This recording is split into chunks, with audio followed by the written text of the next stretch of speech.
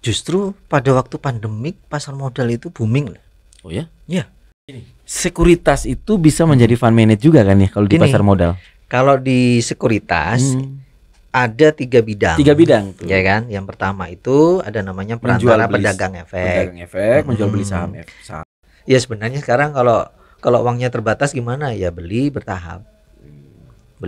Ya, hukum ekonomi ya. Untung besar, modal kecil ya untungnya cukupan. Semampunya. Ya. Untungnya juga semampunya bakal.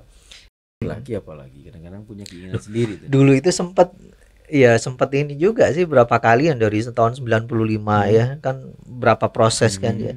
Kan beliau ya sering bilang udah jadi dosen lebih tenang, lebih ini. Nggak nurut karena apa? Masih melihat dari sisi yang lain gitu kan ya. Tapi panggilan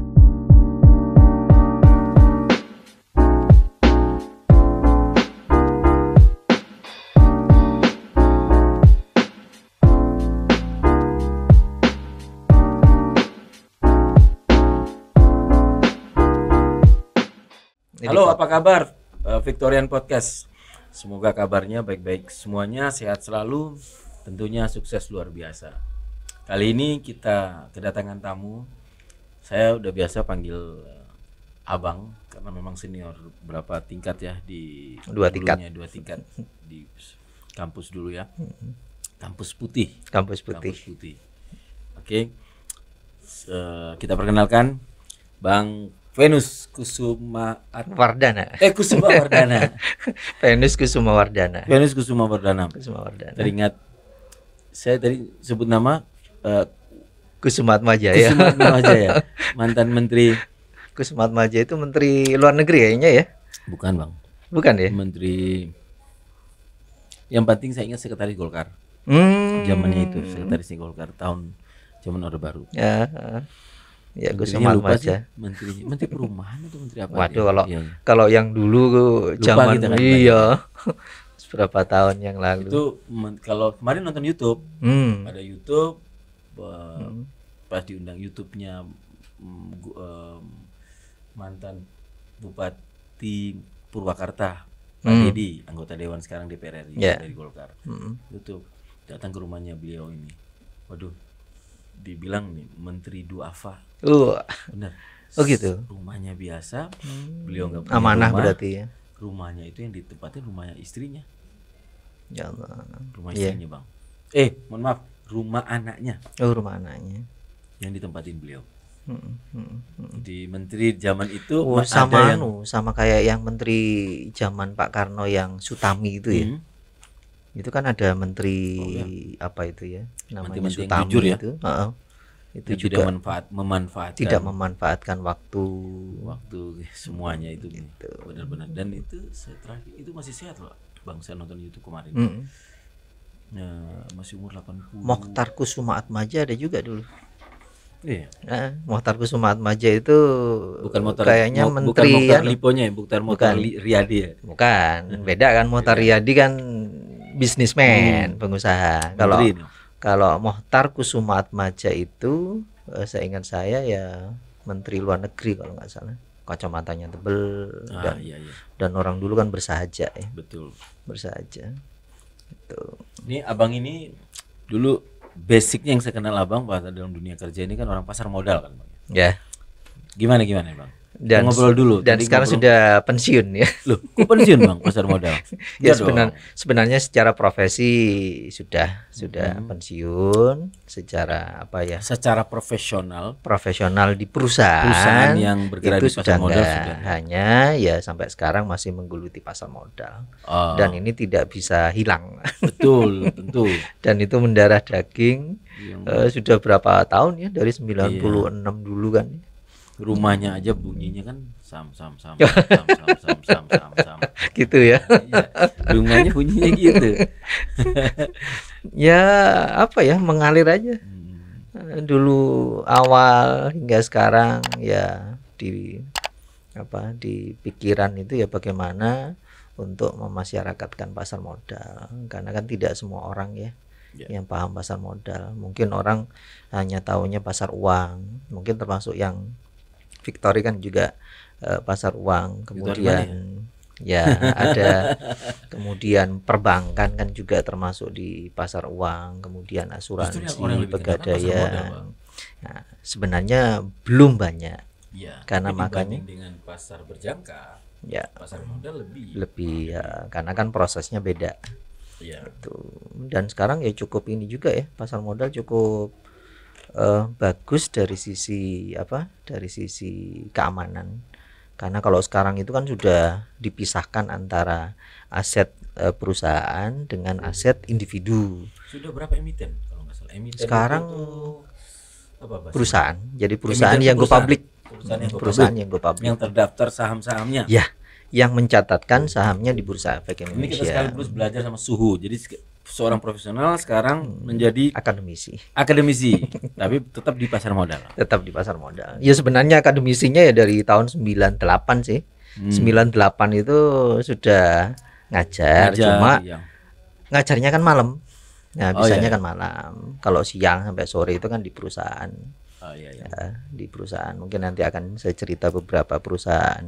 Tapi sebelum cerita itu, sekarang yang lagi apa namanya di saat-saat ini dan isu resesi nanti, Bang, gimana itu perkembangan saham? Atau gini sebelum itu, pandemi gimana perkembangan saham, Bang? Justru pada waktu pandemik pasar modal itu booming lah. Oh ya? Ya. Karena gini, Hmm. kalau di tahun 2019 Desember ini kan awal dari adanya pandemik yang di Wuhan, utamanya iya, di bulan iya. Desember kan.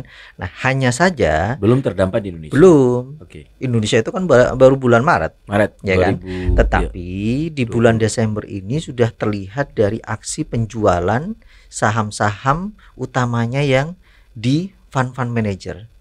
Jadi yang kayak reksadana itu, kemudian fund manager gitu di Fund Indonesia, manager luar negeri apa fund manager di Indonesia, Indonesia? di Indonesia, ya, Saham Indonesia. saham Indonesia, Oke. ya. Nah, karena informasi mereka itu kan lebih apa namanya, lebih 1-2 di depan, sehingga biasanya mereka mendahului dari kejadian. Iya, Nah, iya. kalau dilihat dari Desember itu orang-orang pada di Wuhan ya, pada jual saham, orang Amerika jual saham dan itu akan akan bergiliran dan itu terjadi juga di Indonesia gitu loh. Nah, investor asing mereka jual dan orang-orang Indonesia juga akan menjual. Follower ya. Ya, Jadi maksud Abang Desember itu sudah terjadi aksi penjualan. aksi penjualan Penjualan. oleh investor luar apa investor dalam Investor luar, investor dalam negeri. negeri? Awalnya investor luar nih. Investor luar awalnya, kemudian diikuti oleh namanya fund manager. Karena fund manager ini kan dia yang mengelola dana masyarakat Indonesia Itu dalam saham-saham bentuk liquid atau reksadana. saham-saham besar? Utamanya sih memang yang saham-saham besar. Kenapa? Karena big cap-nya, kemudian value-nya, kemudian apa istilahnya ya, jumlah uangnya itu kan besar. Dan biasanya fund manager ini yang mereka kelola itu adalah saham-saham yang big cap atau IDX 30 atau minimal LQ 45. Jadi IDX 30 itu yang perusahaan-perusahaan blue chip. Jadi apakah itu liquid 45?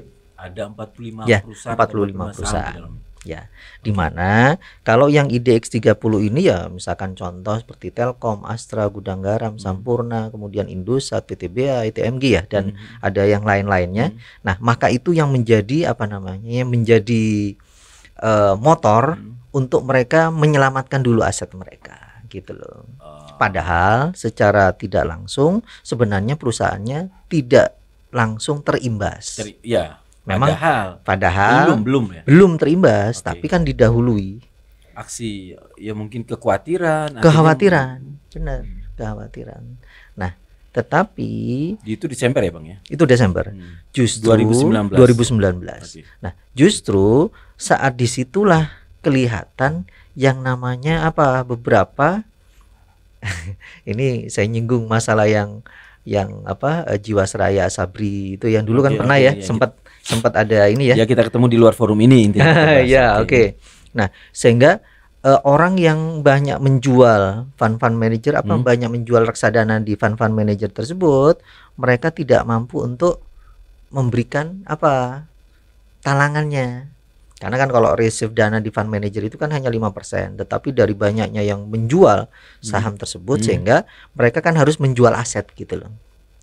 Maksudnya fund manager itu Ya, kan fund harus manager. menambah jumlah uang cadangan untuk redeem, cadangan redeem. untuk Yang terjadi ini redemption ceritanya. redemption. Ada redemption. Duh iya, Di bulan Desember itu. 2019 itu justru banyak yang redemption. Oh. Itu Redemption itu tuh kalau penjualan, penarikan. penarikan, withdrawal. Penarikan Ya, besar-besaran withdrawal.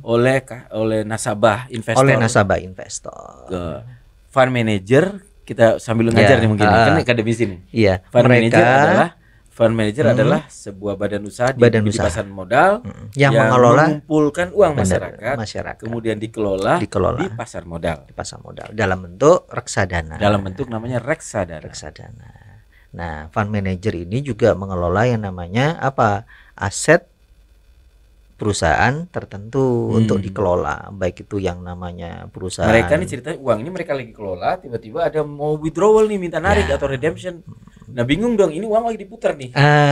Itu mereka cari cash flow baru nih. Bener. Mereka jual nih ceritanya. Bener. Padahal cadangan yang disyaratkan dari OJK itu kan minimal 5% untuk dana apa withdrawalnya. Withdrawalnya Ya, ternyata kalau misalkan withdrawalnya 15-20%, maka 15% kan harus dicari dari tempat yang lain, yaitu dengan jalan menjual asetnya itu. Menjual aset mereka, maksudnya saham-saham yang mereka portofoliokan gitu loh. Contoh fund manager mana aja waktu itu, Bang? Kalau boleh tahu. Ya sebenarnya ya Abang bebas dong bicara akademisi. Kan fakta sudah terjadi. Kalau fund manajernya mungkin nggak usah ya, cuma untuk yang dampaknya yang terjadi itu ke Asabri, Jiwasraya, Bumi Putra, itu yang terjadi. Jadi fund manager kan sebenarnya di Indonesia kan banyak ya, banyak karena apa? Mereka ini juga punya ketentuan yang harus dipatuhi oleh mereka dari ketentuan OJK tersebut, sehingga mau tidak mau, nah mereka harus mematuhinya gitu loh. Nah dengan jalan mereka menjual aset-aset yang mereka miliki, makanya harga-harga saham yang blue chip itu kan turunnya cukup dalam gitu kan. Itu Desember. Itu Desember, Januari ada aksi jual, ada aksi redemption, akhirnya saham pada rontok tuh di Desember 2019. Itu sampai bulan Maret tanggal 2 baru tanggal 2 Maret ini itu turun sampai bulan Maret itu. Turun. Grafiknya ya terjun bebas gitu. Terjun bebas. Sempat sampai di titik berapa secara IHSG? Kalau IHSG pastinya yang saya ingat tanggal 23-27-an itu kurang lebih sekitar 3.900. Dari waktu Desember waktu itu sekitar 6.000 berapa ya? 400 ya. 6.350%. Turun. Ya. Jadi Desember turun sampai dengan tanggal 2 bulan Maret ini kurang lebih itu masih antara sekitar 16-18%. Dari tanggal 2 Presiden Jokowi mengumumkan pertama kali di Indonesia mengalami dampak itu pandemik, naik sedikit kemudian turun itu menambahi ke bawah. Jadi totalnya kurang lebih 38%. 38. Tapi upayanya banyak yang dilakukan oleh pemerintah. Artinya dari bulan Desember yang dilakukan antisipasi oleh pemerintah ini sedemikian rupa, termasuk yang dilakukan oleh OJK. Oke, yang tadi fund manager selamat ya, beberapa fund manager ada yang selamat, ada yang nggak selamat nggak? Ada yang nggak selamat. Tutup ya? Ada yang karena udah tutup. Boleh tahu siapa nih contoh? Kenapa tutup? Karena mereka tidak mampu untuk memberikan redemption sehingga kan dipilotkan. Ya, maaf kalau misalkan saham yang sudah terlanjur beli saham uang itu udah dikelola itu gimana itu? Lihat dulu kalau misalkan mereka itu kan ada namanya, kalau di sekuritas ya ada namanya MTN. MTN itu medium term note. Jadi kalau misalkan katakan perusahaan sekuritas ini dia dapat dana dari masyarakat yang kemudian mereka kelola gitu kan, dia putar, kemudian hasilnya jauh lebih tinggi dibanding yang dikasih ke dia gitu kan. Tetapi kondisinya pada waktu itu tentu kan minus. Nah padahal investor ini kan dia mau narik. Padahal pada saat itu dia nggak siap, sehingga banyak yang meredem sehingga mereka kewalahan sehingga mereka angkat tangan. Dan gitu loh. banyak beberapa nasabah tidak mendapatkan uangnya dong. Ada. Kok nggak rame ya? Kita nggak lihat ya. Ada. Waktu memang kitanya nggak nonton ya. Kami yang nggak terlalu ngamatin ya. Seru. Saya baru tahu Waktu ini. itu seru. Aduh, Seru. ngamat. Jadi di Malang ini ada, ya maaf saya sebut, ada, maaf ya saya sebut karena perusahaannya juga sekarang sudah Ya sudah tutup. sudah nggak tutup masalah. kan ya. Jadi kalau misalkan masih buka kan Ya, nggak enak. nggak enak kan ya. Kayaknya nggak buka Jadi juga nggak ada masalah selama dia sudah selamat. Kan itu ya sudah selamat. selama dia menyelesaikan. Tapi kayaknya izinnya dicabut kok. Dicabut. Kalau yang tutup ini. Iya. Oh iya nggak ada masalah. Jadi- Kalau yang sudah masih bertahan kan berarti kan dia nggak ada masalah. Nggak ada Selamat masalah. ini. Contoh Berarti yang dia selamat, Pak, Bang. dia bisa backup. Contoh yang selamat sempat. Yang selamat dulu apa yang nggak selamat dulu? deh, selamat dulu deh. Plat merah ada. Oh, BUMN Ya. Kemudian Emang banyak di sini, Pak. Saya lupa. Fund Manager di banyak. gini, kalau Malang ini kan banyaknya sekuritas. Iya.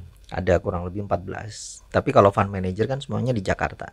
Gini, sekuritas itu bisa menjadi fund manager juga kan ya kalau di Gini. pasar modal. Kalau di sekuritas ada 3 bidang. 3 bidang tuh. Ya kan? Yang pertama itu ada namanya perantara pedagang efek. Pedagang efek, menjual beli saham. Ya, jadi hanya memperantarai saja. Yes. Sama kayak saya kan broker, saya Broker. pialang gitu kan. Broker ceritanya. Broker. Atau kalau sertifikatnya WPPE. WPPE, Wakil Perantara Pedagang Efek. Oke. Nah, itu hanya dapat memberikan apa? Ya masukan, Advice. ya, advice-nya saja Untuk kan, beli saham tetapi apa, saham keputusan apa. tetap di nasabah. Kemudian melaksanakan order jual dan beli, Beli. berdasarkan order pesanan Sama. nasabah gitu kan, Kayak, ya sama. kayak di pasar berjangka itu namanya broker. Ya, broker. Wakil pialang. Oke, kemudian yang kedua ada namanya WPEE, Wakil Perantara Emisi Efek. Nah, Perusahaan-perusahaan yang mau go public. melalui lembaga ini. Jadi kalau misalkan katakan ada perusahaan yang mau go public ya silakan hubungi WPPE itu kan. Iya. Nah di satu perusahaan itu, jadi satu perusahaan bisa izinnya 3. Ya, itu maksud pertanyaan saya. Jadi satu perusahaan itu bisa izin 3. Bisa izin 3, bisa Kalau hanya wakil 1, bisa 2, bisa 3. Kalau di berjangka itu nggak boleh. Oh nggak boleh ya? Oh sendiri-sendiri ya. Nah izinnya sendiri-sendiri, artinya gini. Betul, izin Izin tapi orang yang operasional sama nih. sendiri, tapi dalam satu kesatuan. Satu kesatuan orang yang sama, satu PT kan. Ya. Berjangka nggak boleh. Oh nggak boleh. Oh. PT A ya sudah izinnya A. Oh. Kalau mau izin B ya PT B. Oh sendiri ya. Sendiri. Nah kalau di pasar modal bisa. Sebenarnya saya tahu Ya bisa. misalkan sekuritas A gitu ya. Nah dia sebagai perantara pedagang, dia juga penjamin emisi, dia juga fund sebagai manajer investasi. wakil manajer investasi. Ya wakil manajer investasi untuk yang sertifikasinya itu. Nah, itu di Sekuritas Malang ada yang fund manager ya, Bang. Kalau di pengelolaannya kan semuanya di Jakarta. Oh ya, tapi Cuma artinya mereka sellernya, ada kan? penjual di Malang ada beberapa, tapi tidak semua. Tidak semua. Oke. Nah, di antaranya kan perusahaan saya kemarin juga ada WMI-nya, kemudian ada beberapa yang lain juga ada WMI, termasuk yang tadi saya sampaikan yang sekarang tutup. Yang saya itu belum disampaikan, Bang. Yang tutup, Siapa yang tutup contohnya, Bang? yang tutup Kresna sama USU dan Brand ya. Nah, kalau Brand kan udah lama ya. itu tutup sebagai fund USU manager. sebagai Izin fund manager. kayaknya sekuritasnya di Malang juga tutup. Saya nggak tahu ya pastinya ya. Maksud di pusatnya maksud saya. Saya nggak paham. Yang jelas di Malang untuk sekuritasnya tutup, dan di Malang kan juga ada Fund manager. bukan fund manager tapi dia sebagai agen penjual. Oh ya, agen penjual Sifatnya tadi. kan agen penjual. Iya, agen penjual. Jadi dia nggak boleh untuk mengelola dana Mengelola sendiri. dana tuh dong, di pusat. Semua Tapi pusat. apa namanya?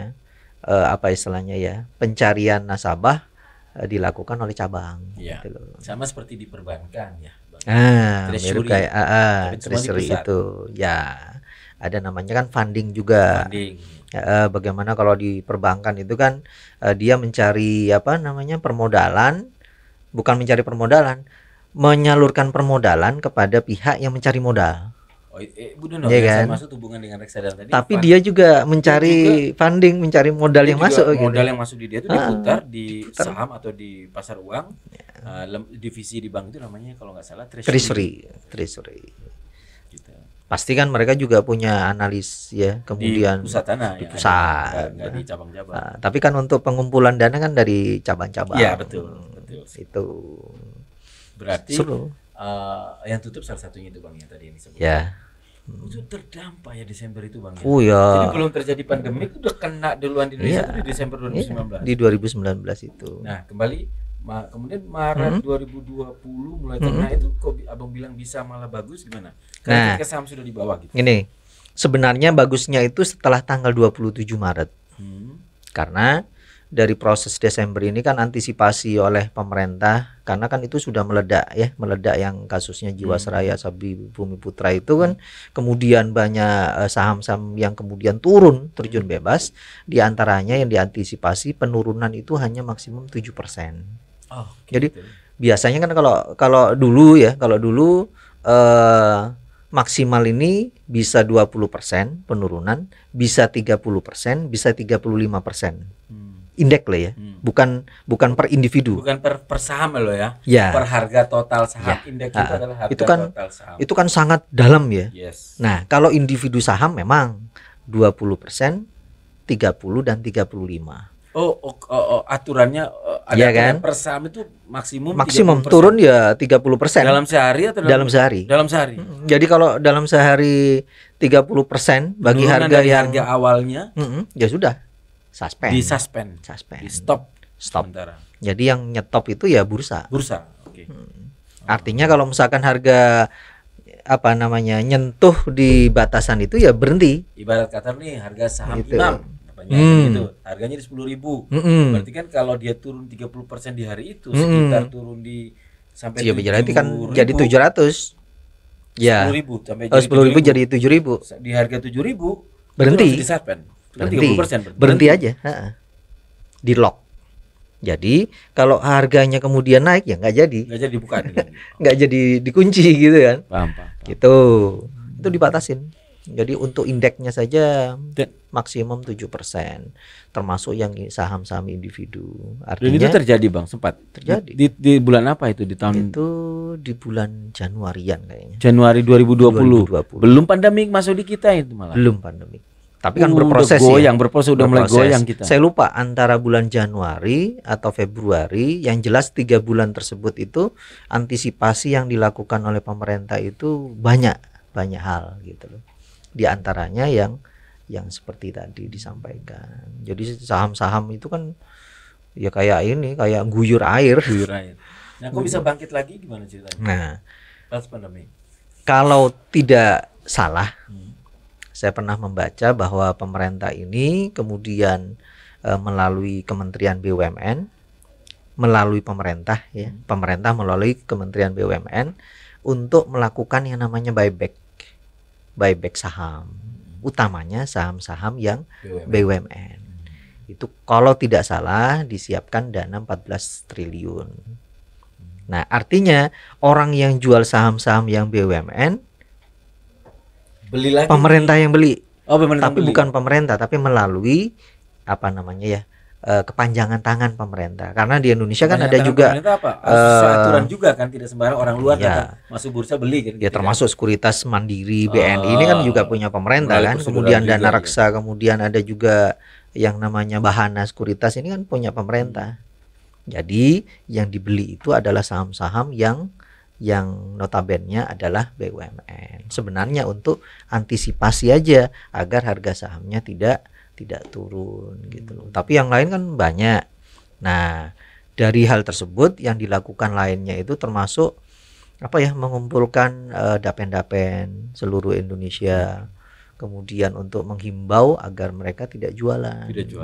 Kemudian termasuk sosialisasi ke masyarakat bahwa sebenarnya jika tidak dijual juga mereka bukan tidak mengalami kerugian, tapi mereka tinggal menunggu gitu loh. Akhirnya di 27 Maret itu indeksnya naiknya luar biasa loh. Sampai dengan 2022 kemarin. Di bulan September. Kalau nggak salah dari 2020 Maret 27 itu sampai dengan 2020 bulan September itu kurang lebih sekitar naiknya 3.000 poin. 3.300 poin. Dulu kan awalnya kan 6.000 6.300 sebenarnya Kembali ke 6.000 di lagi. laptop itu ada detailnya. Ya. Jadi 6.350 turun sampai dengan 2.900 indeksnya kan ya. 2.900 berapa? Kemudian naik sampai yang terakhir itu, sorry bukan terakhir, tapi di 2020 indeks kita itu sudah kembali ke indeks yang sebelum pandemi.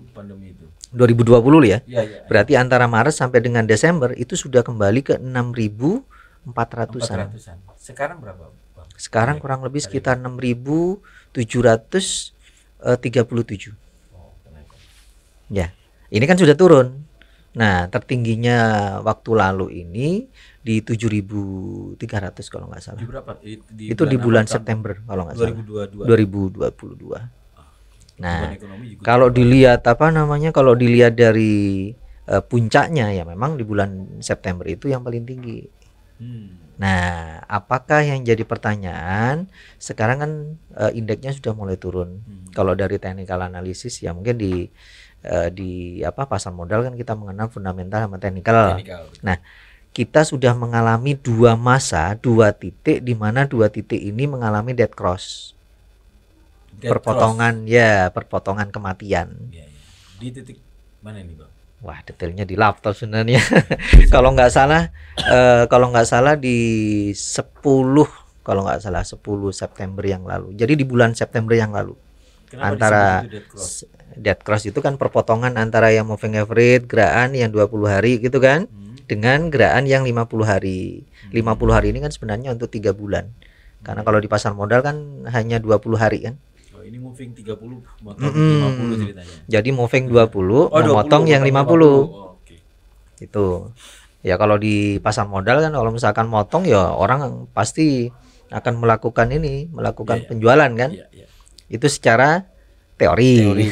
Secara teori.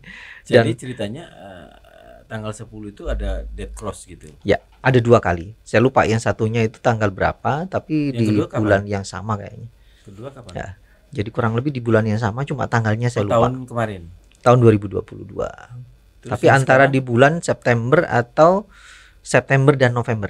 Ya hubungannya kan sekarang mulai turun 6.000. Ya sebenarnya indeks kita kan sudah sangat tinggi. Ya. Sudah sangat tinggi. Ya wajar koreksi. Wajarlah koreksi. Secara teknikal wajar koreksi. Secara teknikal orang yang punya keuntungan banyak yang belinya saatnya jual. Cuma orang kan mencari alasan. Ya kan? Nah, diimbangi dengan informasi bahwa 2023 akan terjadi yang krisis pangan itu kan. Bang, ini secara akademisi kan Abang sekarang sudah tidak punya kepentingan perusahaan juga sudah enggak dan karena pure teori. Menurut Abang sih sebenarnya seorang ini buat anak Victorian yang anak muda yang mau pingin belajar saham ini cocok nggak buat anak muda?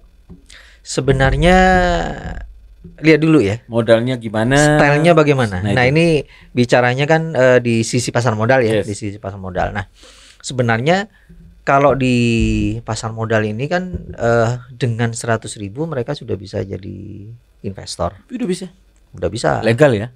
Legal. Oke. Nah karena dengan syarat kampusnya gitu ya. Kampusnya ini kerjasama dengan Bursa Efek Indonesia. Kan ada namanya 3-in-1. Nah ya, makanya kemudian diberdirikanlah yang namanya Galeri Investasi Bursa Efek Indonesia gitu kan.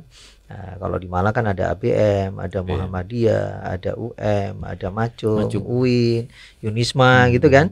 Sehingga mahasiswa ini dengan minimal 100.000 mereka sudah bisa menjadi investor. Otomatis bisa membeli saham. Ada kebijaksanaan dari bursa untuk nasabah mahasiswa.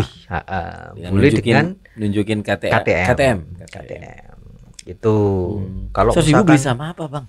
Kalau misalkan wajarnya ya sebenarnya kan 25 juta. Wajarnya berapa sih asli, Bang? Aslinya 25 juta. Kalau mahasiswa bisa 100.000, pertanyaannya mereka itu nanti patungan atau mereka atas nama kalau sendiri? Patungan ribet lagi nanti. Ribet lagi kan. Nah, secara aturan nggak boleh patungan kan? Nggak boleh kan? Di undang-undang pasar karena gini, katakan 2 orang buka rekeningnya ya atas nama satu. Atas nama salah satu kan. Meskipun katakan modalnya 2 orang, ya 50.000 nanti kan ruwet di belakang. Saya tanya lagi lebih ini. Saham paling termurah hari ini sebenarnya saham itu kan ada 50 rupiah. Ada Bang ya? Wah, ada Oh ya, enggak, Rp50. saya sengaja mancing itu karena kan Cuma cuma apa nggak nih? bisa ngapa-ngapain. Dia bergeraknya flat. Yo flat aja Karena tidak terjadi, bertahun-tahun. orang jarang beli kan, orang jarang ibarat apa ya? Jarang liquid lah. Jarang liquid. Ada barang tapi orang jarang beli, harganya juga nggak naik. Iya, turun. nggak ada yang naik, nggak bisa turun. Lah, terus Turunnya pertanyaan- segitu. Lah, terus kalau memang mahasiswa dibolehkan masuk 100.000, Nah. faktanya Harapannya mahasiswa sebenarnya kan hanya untuk membuka dulu, untuk belajar. Karena dia nanti setelah membuka rekening, dia punya sistem ya online trading di handphone mereka itu, mereka bisa belajar. Nah, biasanya di kami di yang akademisi itu kami akan melakukan apa kayak simulasi. Pura-puranya wis tak kasih modal di dalam 100 online juta. itu bisa simulasi nggak? Nggak, Di pasar nggak modal bisa, Nggak hanya bisa. manual. Di pasar Manual. berjangka kan bisa nih. Eh, Kalau di pasar modal belum nggak bisa. nggak bisa. Berarti kalau simulasi manual. Ya hanya manual. Jadi saya mau beli, dicatat tanggal ini ya. Sebenarnya ada sistem di satu perusahaan. Terus yang Tapi- dia ketika dia daftar 100.000, sorry saya potong, Bang. Ketika dia si mahasiswa daftar 100.000 melalui tadi perangkat bursa dan macam-macam, melalui galeri tadi, dia sudah dapat sistem nih. Iya. Dia sudah menjadi nasabah Hmm, dari pialang atau sekuritas yang ada. hmm. Tapi dia nggak bisa transaksi dong. Bisa. Bisa tapi sahamnya murah semua. Yang Nah, tadi itu yang nggak bergerak. Sahamnya apa gitu Sahamnya kan. apa? Artinya 100.000 ya berarti semampu dia dong. Berarti dianya cuma numpang aja. Mm-mm. Terus dia belajar, faktanya begitu dia belajar kan Bang ya. Belajar manual, terus sudah mau serius, kalau dia mau pilih saham-saham yang lebih bagus ya dia harus injek lagi nih. Injek lagi. Top up gitu ceritanya. Ya kalau 100.000 kan ada saham yang harganya ya kayak Antam waktu lalu yang krisis itu harganya cuma 350. Berarti kalau 350 hanya 35. Iya, bukan Rp350. ya Ya, benar. Rp350 kan. Berarti kalau Rp350 Kali 100 lembar. ya cuma 35.000 Rp35.000 per satu lot. per Satu lot. Satu Satu lot kan 100 lembar ya Bang. Iya, per satu lot. Kalau 100.000 berarti kan masih dapat 2 lot. Masih dapat 2 lot. Iya. Berarti belinya ya itu. Iya. Udah Kalau saran sih jangan beli yang harga 50, jangan deh. Kenapa? Nggak bisa bergerak. ya karena orang jarang memperhatiin itu saham itu dan karena jarang nggak ada transaksi, karena nggak ada transaksi nggak ada harga Berarti naik turun. jangan beli saham yang murahan. Ya. Ada saham murah, tapi bukan jangan murahan. Lah, oke, pertanyaannya itu berarti itu saham gini. Saham itu harga Rp50 nih. Itu berarti kan dia perusahaannya sudah go public ceritanya. Daftar. Sudah. Berarti Iya. orang nggak minat beli saham itu. Nah, sebenarnya kan kenapa dia menjadi harganya 50? Ini kan karena prospek perusahaannya mungkin ekspektasinya kan jelek, kurang bagus gitu kan. Sehingga kalau ekspektasi negatif dari masyarakat berarti orang kan jual sahamnya atau tidak membeli sahamnya. Tapi sebaliknya, kalau perusahaannya itu bagus, wih, Telkom bagus ya. Waktu Ya, pandemik oke, saja. Telkom apa sudah tahu Gitu ya. Ada saham kayak gitu Rp50 sampai sekarang. Ada. Berapa lama dia bertahan, Bang? Bisa bertahun-tahun. Nggak mundur dia dari bursa. Ya sebenarnya harusnya. Ya kan ngapain kan? Sebenarnya Nggak laku barangnya. harusnya peraturannya kan ada. Ada nggak peraturan, Bang, secara peraturan. teori akademisi? Ada. Kan itu harus Bukan di dikeluarin, Bang. akademisi ya, tapi Iya. peraturan bursa. bursa. Maksudnya dari akademisi mempelajari di bursa Ada, itu mestinya Bang. ada. Nggak dikeluarin aja, Bang, itu. Ya gimana? Rame-rame tapi Kalau sekarang kan 833. 833 emiten. oh, jumlah emiten, totalnya jumlah ya. saham ya. Jumlah sahamnya. Desember lalu masih 825 dan awal Januari ini ada tambahan. Jadi sekarang Itu 833. kayak cocok. Abang nonton nggak? Ini biar Victorian juga tahu. Nonton nggak? The Wolf of Wall Street. Nonton filmnya nggak, Bang? Jangan nonton yang hedon-hedon itu tuh. Yang gimana mereka bisa berawal dari perusahaan yang sahamnya rupiah. Ya. Mereka yang sahamnya harganya kecil. Kan ini kan sebenarnya kalau yang pemain model mereka nih, saham yang tadi Rp50 ini bisa dimainkan kan. Nah. Dibuat picu, dibuat isu, Ya. gimana di grand skenario-nya gimana, orang pada mau beli nih saham nih. Ya. Itu Walaupun pada namanya akhirnya- saham gorengan. Ini Ada. gue tanya nih. Ya maaf ya saya sebut saja perusahaannya Bakri ya. Ini kan apa namanya saham legenda. Oh ya. Saham Oh legenda. di Maaf orang-orang saya pasar sebutkan modal itu ya. orang bilang itu the legend Wow, saham. itu legend. The legend Legend stock. Stock. Ya, legend stock. di mana dulu ya ini maaf saya sebutkan salah satu, dulu kita pernah mengenal namanya Bumi.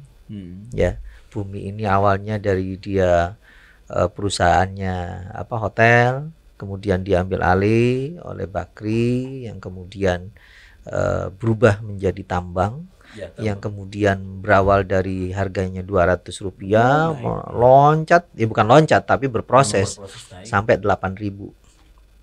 Kebayang nggak? Bagaimana yang harga 200 sampai dengan 8.000 dia nggak jual, keuntungannya berapa? Tapi kan prosesnya mereka pasti melakukan namanya beli dan jual.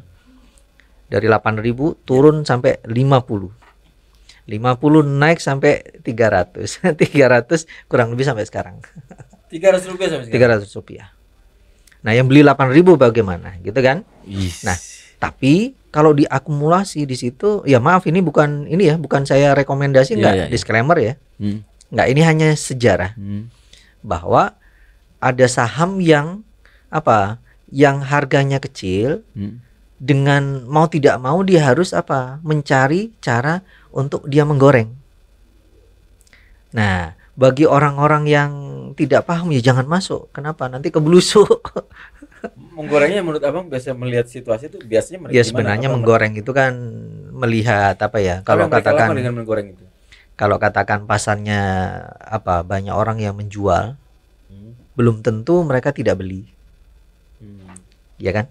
Ayo jual lo sekarang. Tak terima berapapun yang kamu jual. Gitu kan? Tapi dia diemin. Kalau di pasar itu sudah sedikit, maka harga kan bisa dimainkan. Ini loh, tak beli dikit ya. Meleo gitu loh. Ikut toh. Ini harganya mau digoreng.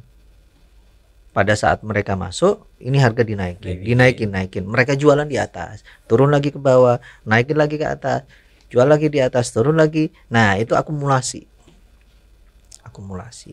Jadi sampai saat ini saham tersebut dijadikan tempat, bahasa simpel saya. Iya, salah satu. Jadi salah satu tempat mainan ya. Ya. Mainan pemain-pemain yang mau day trader. Day trade. Ya. Naruh uang besar, beli besar, lotnya banyak, harga naik, nanti pas sudah naik dilepas lagi, turun lagi. Gitu-gitu ya. Cuma disclaimer, jadi saya tidak menyarankan untuk masuk yang tipe saham begitu. Nah, hubungan ini tuh ada sebutan Warren Buffett yang kita kenal, yang menurut saya pernah, kalau nggak salah ya, dia sukses karena di pasar modal. Jadi seorang loper koran, ngumpulin duit matung, dia tabung gitu ya. Benar bang ya? Benar. Kisah. Jadi kecilnya, yang lebih tahu nih abang nih. Kecilnya itu memang dia loper koran ya? Dan dia memang berteman ya sama Bill Gates. Teman kecil, tapi kan beda beda beda taraf ekonominya gitu kan. Memang Warren Buffett dia loper koran, naik sepeda kalau ini sepeda dulu sepeda BMX lah. BMX ya, BMX.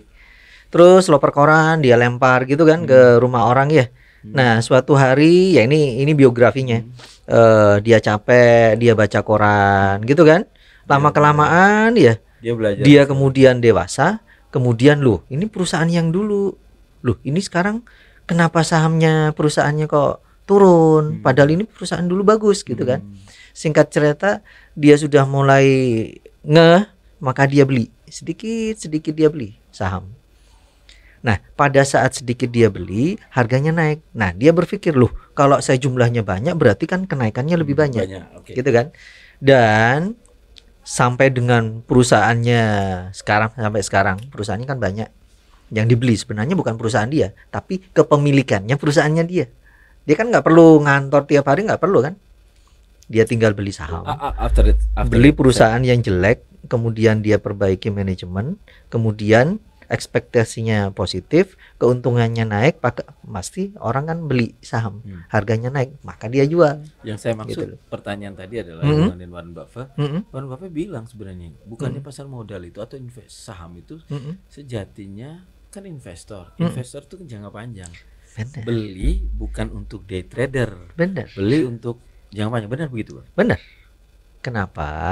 Karena banyak orang yang kenapa harus lepas saham ini? Ya karena jumlah modalnya terbatas. Jadi sekarang kan orang mikirnya untuk dia hidup harian, untuk hidup mingguan, atau hidup bulanan atau tahunan gitu kan. Itu. Atau dia buat 2 pos ya, mana yang sifatnya harian, yang jangka panjang ya memang dia save. Ada model gitu nasabah. Ada gini, gitu ya, ada nasabah yang dia itu hanya beli dalam 1 tahun itu, dia analisa ya, hanya beli dalam 1, 2, 3 waktu. Terus dia diemin. Dan dia tunggu sampai setahun. Setelah setahun dia jual, uangnya itu buat ngelencer. Terus dan itu terjadi. Loh, terjadi. Habis itu saham ini kan setelah naik ini kan turun lagi kan. Dia beli lagi. Dia kan udah dijual di atas. Iya, dia beli lagi. Dia menunggu sahamnya turun. Maka pada saat dia kembali, dia beli di bawah. Gitu loh. Sebenarnya saham dia begitu kan kemarin Pak. Sebenarnya tinggal punya uang yang banyak diborong. Ya sebenarnya sekarang kalau uangnya terbatas gimana ya, beli bertahap. Beli bertahap. Ya, hukum ekonomi ya. Untung besar, modal kecil ya untungnya cukupan. Semampunya. Ya. Untungnya juga semampunya bakal. Nah, berarti syaratnya sebenarnya kalau di saham itu kan uangnya bukan uang panas, bukan uang muter gitu loh. Kenapa kemudian ada yang trader? Kenapa itu? Kenapa? Karena mungkin kalau di sisi pengusaha ya, loh saya kesusahan, misalkan produksi barang masih repot ini itu, ya mending saya beli aja saham itu. Saya analisa yang sahamnya turun berapa hari berturut-turut, saya beli. Kemungkinan dia balik. Kalau perekonomiannya baik-baik saja. Secara abang biasanya di mahasiswa baiknya mereka sebagai investor atau mereka sebagai day trade? Sebenarnya kami ajari untuk investor. No day trade. No day trade. Terlalu spekulan. Bukan hanya spekulan. Kenapa? Karena duitnya kan terbatas. Terbatas ya. Iya 100.000. Iya, udah taruh aja gitu ya. Iya. Justru katakan sekarang bulan ini 100.000. Gitu kan ya. Bulan depan punya 100.000, belikan aja saham yang sama. Oke. Jangan bisa berapa saham dulu, jangan dulu. Kenapa? Karena kalau banyak saham nanti pusing juga. Fokus aja satu. Aneka tambang ya aneka tambang. Pasti beda. Antara sekarang, bulan depan harganya kan beda. Kalau bulan depan lebih turun, ya berarti trennya lagi turun. Beli bisa nggak? Ya nggak apa-apa. Perusahaannya kan bagus. Toh nanti kan naik lagi gitu loh. Sekarang iklan kayak beli-beli atau apa itu apa sebenarnya Bang? Gimana ya saya ngomong ya. Kan kita di Indonesia itu kan beli-beli sudah go public. Ya. Beli-beli, Bukalapak, Bibit? Beli-beli. Enggak, ada bibit ya? Kalau bibit kayaknya belum. Beli-beli sudah. Beli-beli kan menjadi go public, sudah menjadi emiten. Sudah emiten. Nah, Bukalapak sudah juga. Kemudian si GoTo. GoTo kan juga sudah. GoTo. Sudah. Gojek? Ya Gojek itu. Oh, Gojek. GoTo. Kemudian GoTo itu kan Gojek sama Tokopedia. Oh, dia kan gabung ya. Kenapa gabung? Karena dilihat dari kapasitas ya, untuk lebih besar kan ya. Beda sama Bukalapak kan memang gede. Nah, kalau beli-beli kan punyanya Jarum. Iya Bang. Sebelum terakhir nih saya mau nanya masalah. Tadi ada kepotong kan sengaja terus saya di Desember itu saya nanyakan Biskop melanjutkan turun redemption dan kemudian naik lagi.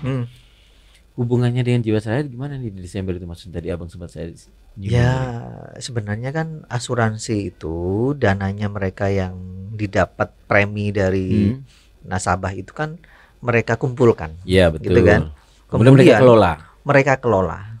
Salah satunya itu dengan pengelolaan di pasar modal dengan melalui yang namanya kerjasama dengan mereka juga dampak kena redemption berarti. Oh iya. Karena nasabah-nasabah asuransi utamanya unit link itu kan mereka juga pada perhatian kan. Orang kan latah gitu loh.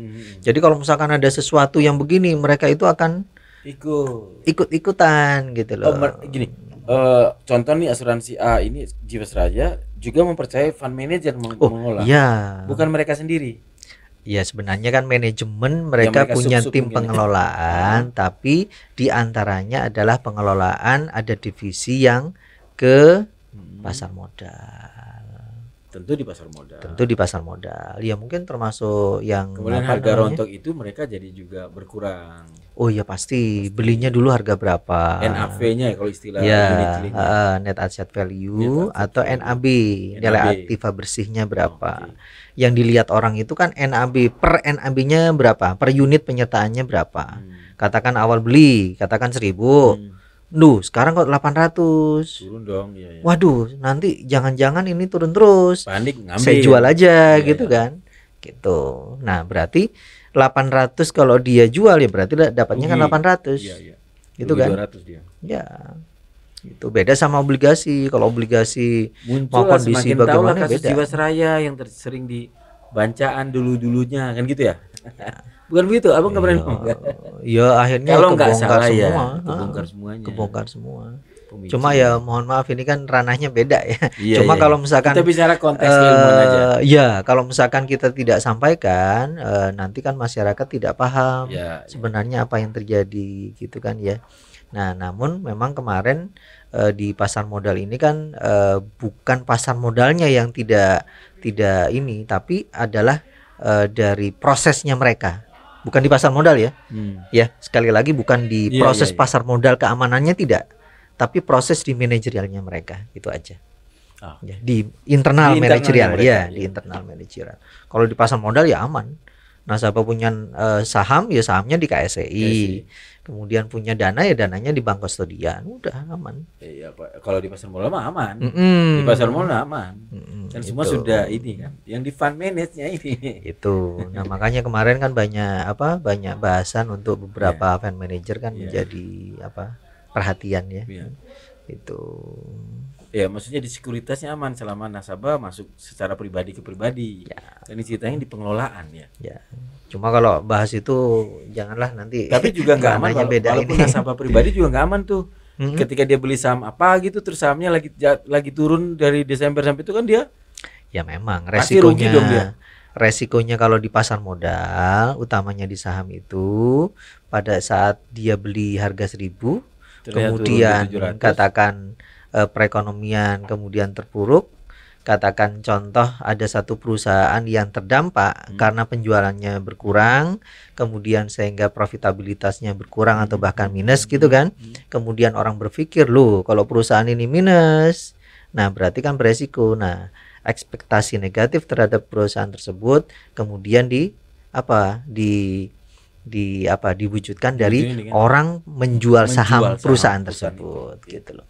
Tapi kalau perusahaannya bagus, omsetnya tinggi ya pasti harga saham naik. Yang case berapa saham turun di bulan Desember 2019 sampai Maret itu nasabah-nasabah pribadi perseorangan yang melakukan itu. Ya campur. Iya, maksudnya itu abang pernah tahu berita itu ada yang melakukan cut loss atau apa? Atau mereka waiting? Ya sebenarnya nyampur antara mereka melakukan cut loss, ada juga yang mereka melakukan hold, ya. Hold, hold, nunggu. Ada hold itu sampai turun sampai balik lagi. Ada yang hold terus dia beli lagi dari bawah. Itu yang lebih baik. Ada nggak yang gitu? Gini. Sebenarnya ya strategi. Pada saat kemudian kita melihat yang namanya dead cross, sebelum dead cross itu sudah ada tanda-tanda kalau di technical ya. Bagaimana yang moving average yang gerakan 20 hari lah yang merah gitu ya. Pada waktu dia datar, sebenarnya dia sudah akumulasi sell. Sudah confirm ini. Sudah. Confirmnya nanti waktu dead cross.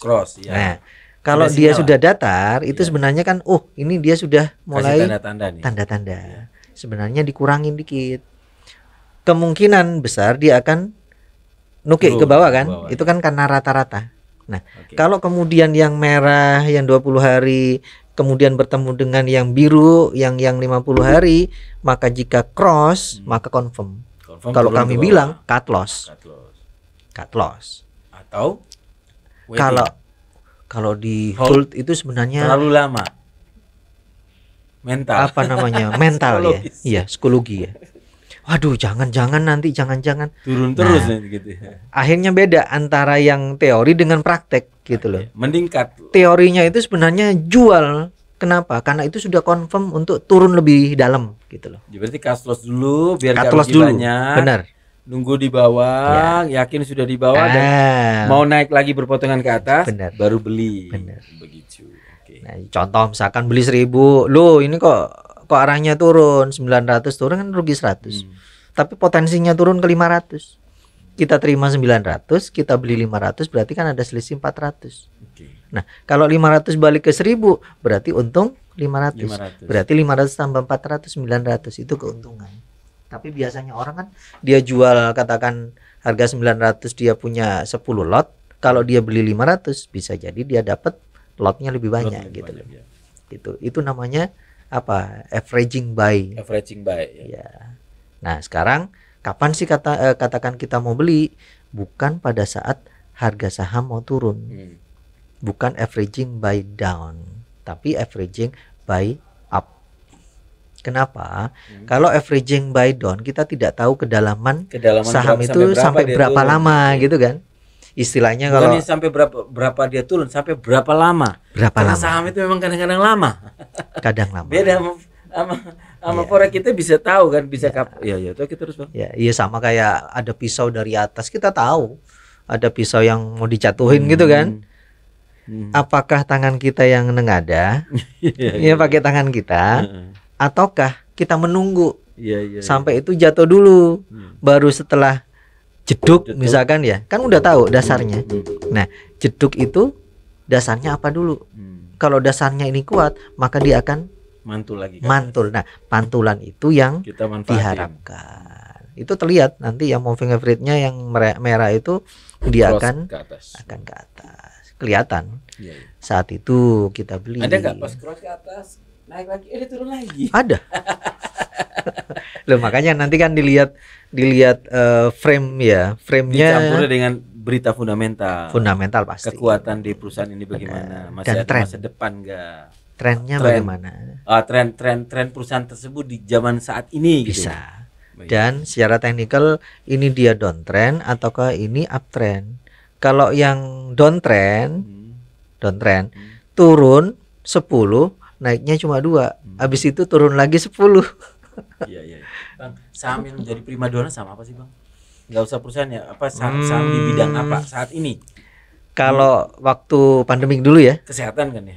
Kesehatan, kemudian teknologi ya, Telkom, Indosat ya, kemudian SCL itu kan luar biasa, kemudian farmasi itu kan, obat-obatan farmasi itu, kemudian tekstil waktu lalu, ya kan? Tahun ini nah, apa, Bang?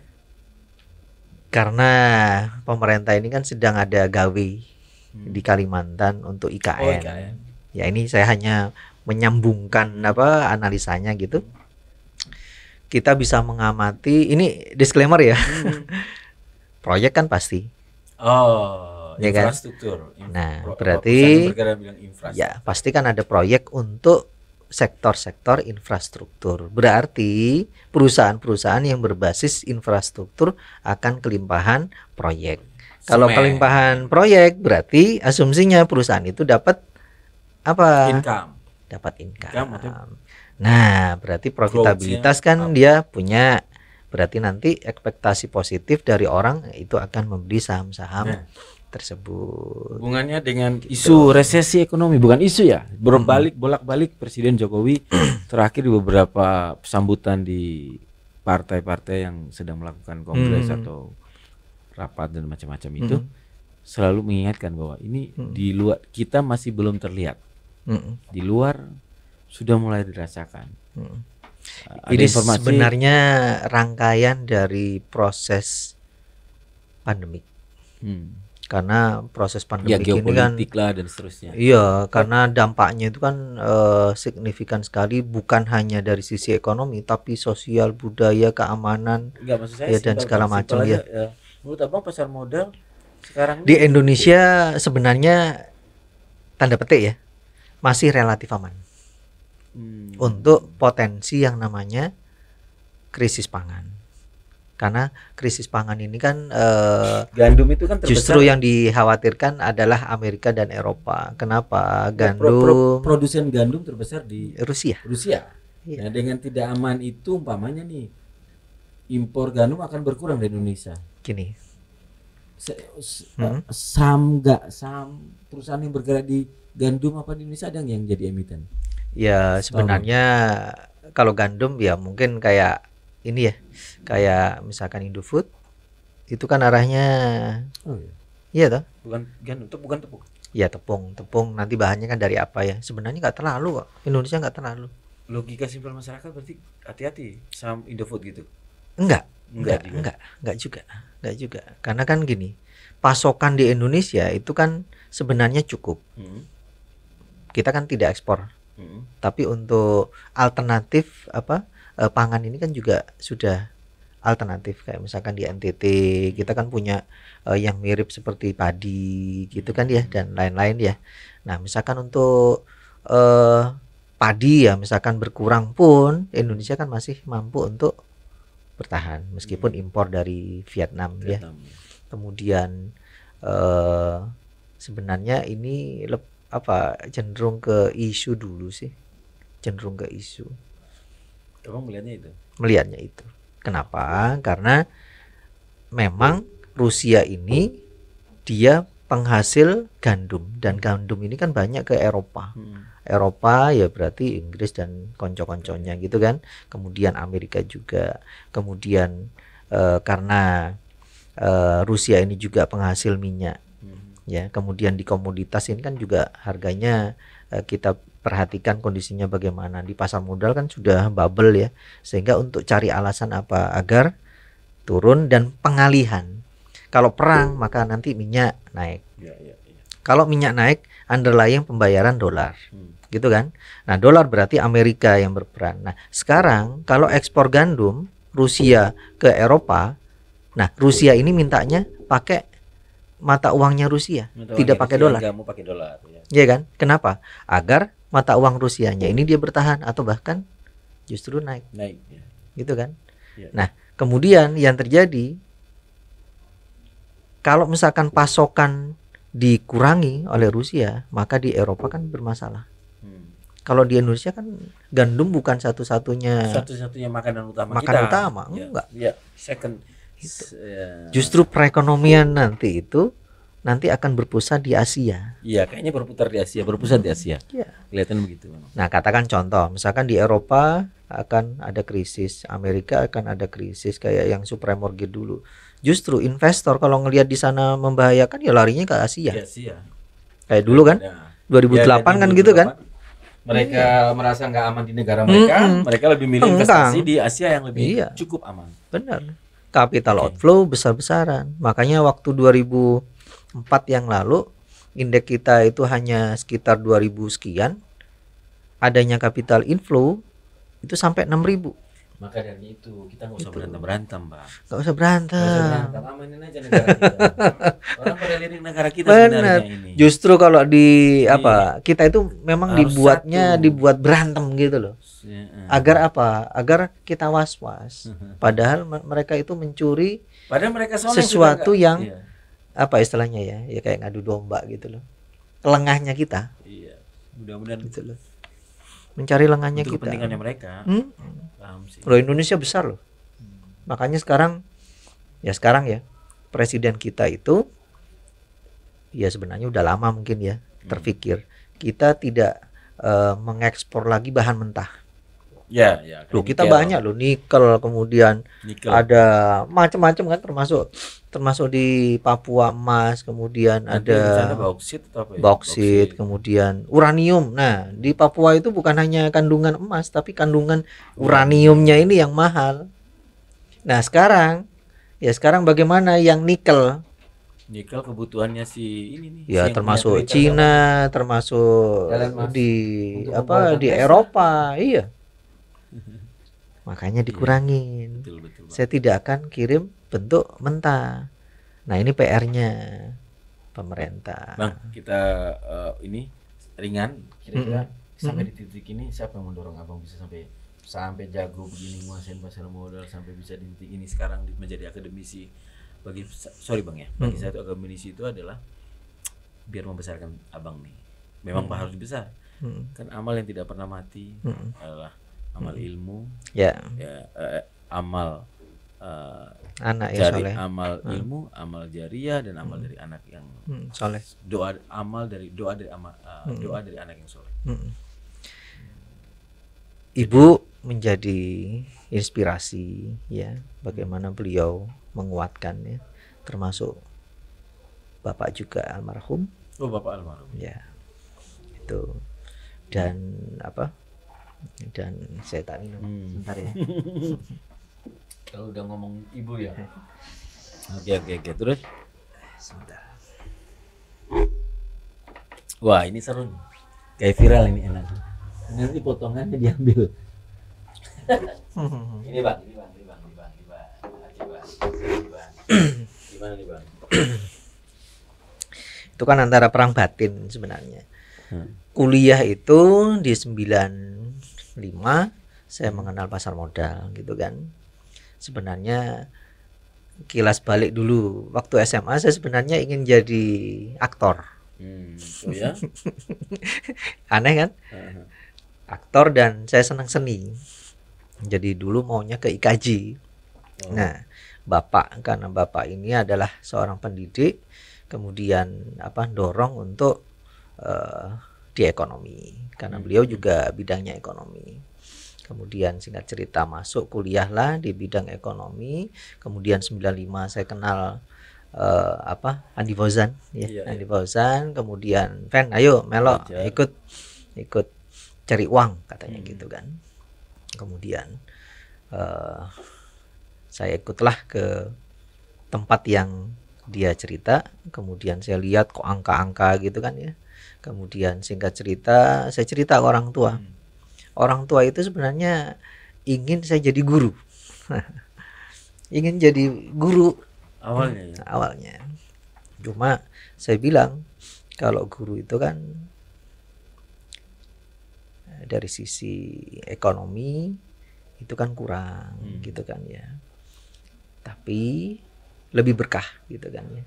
Dan singkat cerita saya sebenarnya ditawari jadi dosen Muhammadiyah itu dari 97 98, karena dulu kan juga saya asisten, dan saya memilih untuk di profesi. Nah, itulah awal dari profesi asisten saya. Dulu asisten dosen siapa? Pak Nazar. Oh, dulu asisten dosen dosen Pak Nazar. Nah, kemudian keuangan internasional. Keuangan internasional. Ya, sama investment juga kan ya. Nah, di 98, tapi ngajarnya kan malam. Kalau siang saya profesi. Nah, sampai singkat cerita saya di Layang Mega, kemudian UBS, kemudian masuk ke Bursa Efek Jakarta ya di tahun 2004 sampai dengan 2008. Keluar, setiap keluar sebenarnya orang tua itu ingin saya jadi dosen. Ya? Doanya jangan-jangan di sholatnya orang tua minta dosen ya?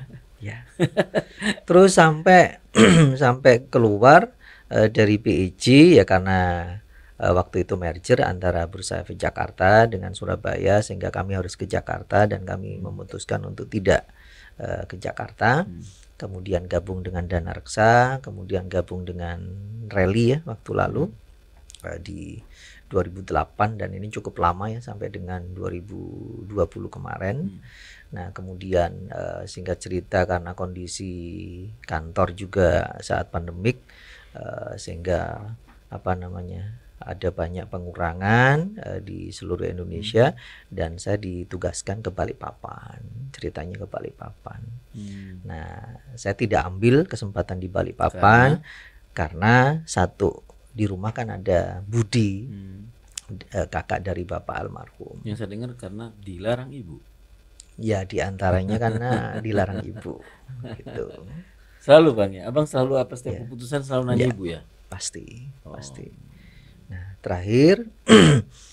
yang terakhir itu ditawari ke Balikpapan, kemudian saya minta waktu, dan saat cerita ke ibu langsung spontan nggak usah. Oh gitu.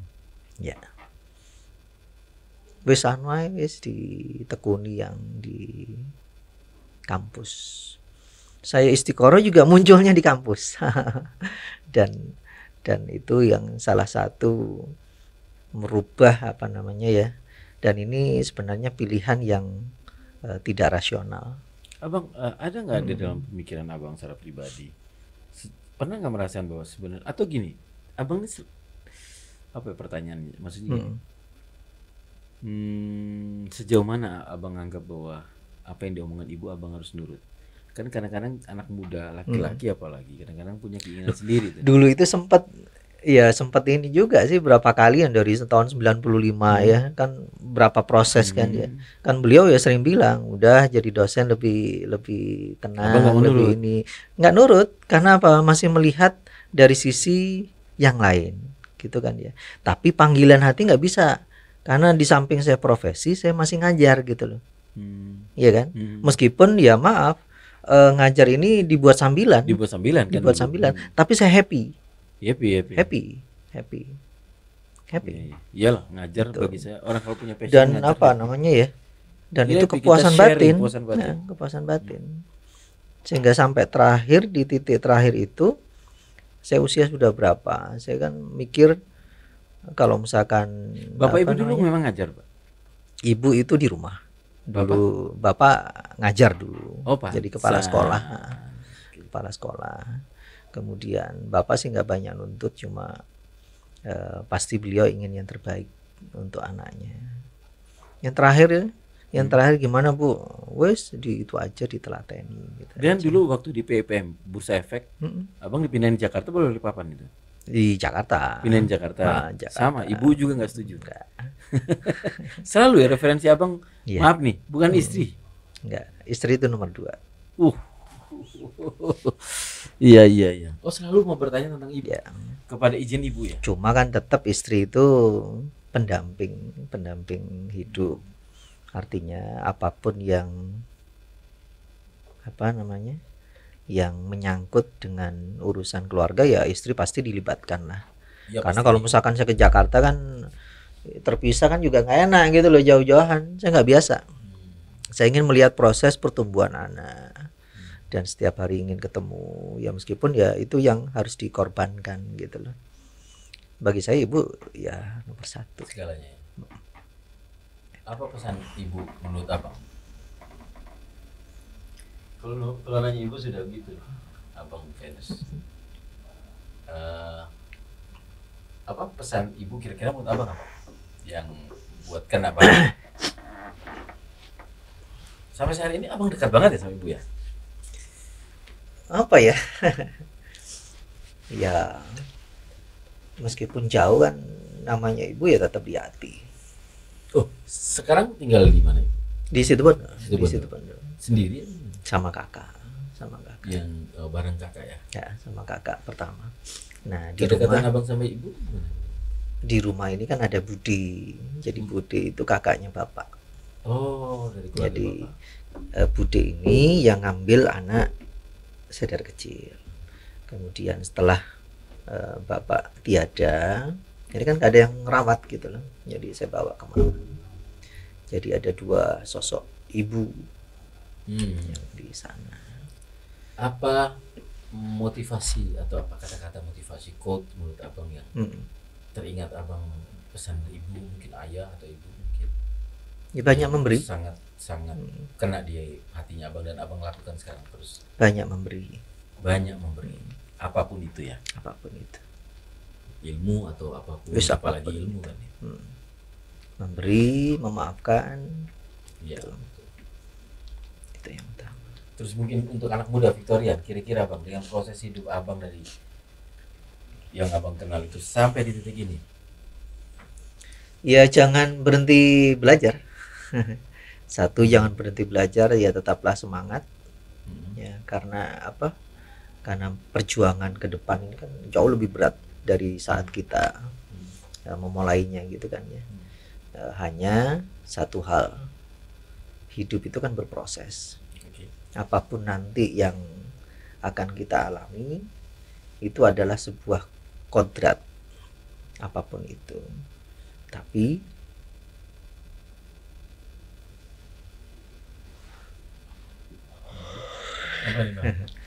kalau langsung gitu. Yang perlu kita ini adalah restu orang tua, itu aja. Ya. Jadi selalu minta restu orang tua. Edo, jangan main sendiri. Di puncak ya dimanapun ya kalau Selama orang masih tua ada orang merestui, tua. wah itu bis bekal di akhirat. Berarti untuk quote Ya, kalau ngomong masalah orang tua nggak bisa. Quote pribadinya Mas Venus. Apa Eh. kehidupan Mas Venus sampai di titik ini yang harus Mas Venus, oh kayaknya quote ini cocok deh, sesuai dengan kehidupan proses saya deh. Dan kemudian untuk adik-adik kita atau Victorian semua. Apa ya? Restu orang tuh gitu kan. Itu. Restu orang tua. Apapun siapapun kita kan tanpa restu nggak bisa berhasil. Yang potong ini aja nih, yang barusan restu orang tua Yeah. pas ngomongnya Mas Venus. Ya. Iya, iya. Itu. Oke. Terima kasih Mas Venus. Ini udah deng. Apa nih? Kalau di sinetron ini naik nanti. Apa namanya istilahnya? Yo maaf kalau Kalau sudah ngomong orang tua nggak bisa ini. Aku tadi lupa tapi udahlah kita lanjutin, tutup aja. Tapi saya sudah mau terakhir sih. Tapi untuk industri pasar modal sebenarnya peluangnya banyak. Ya, peluang artinya kalau misalkan ingin mencari pengalaman, mencari penghasilan, kan bisa dibuat second job. Kemudian bukan hanya jadi broker, bukan jadi pilang saja, tidak. Dari OJK sampai dengan investor kan juga banyak gitu. Ya misalkan untuk anak muda ya lakukan yang bisa dilakukan semampu. Kalau milenial ya jangan beli saham atau investasi lah ya, atau di futures atau forex atau apalah, atau di saham. Jangan uang makan, jangan uang kos-kosan, jangan uang apalagi uang makan, uang kos-kosan, uang cash flow lah, uang kuliah. Jangan. Jangan. Wah nanti bahaya nggak bayar SPP, dimarahin nanti. Tapi anak muda sekarang ini loh, mereka itu sebenarnya kreatif. Iya, memang. Sebenarnya kreatif. Cuman mentalnya kuat apa enggak itu harus. Itu. Yang perlu digembleng itu kan ya mentalnya mereka. Oke, terima kasih Bang atas Siap. waktu dan kesempatan. Abang sudah mau sharing-sharing. Siap. Sekali lagi terima kasih. Mohon maaf nanti saya pancing-pancing lagi kurang ininya. lagi. Oke, Victorian semuanya, semoga bisa bermanfaat untuk kita semua, untuk teman-teman Victorian juga sebagai pendengar, dapat insight yang positif buat teman-teman Victorian semua. Oke, jumpa lagi Victorian semuanya, sukses luar biasa. Oke. Tetap semangat.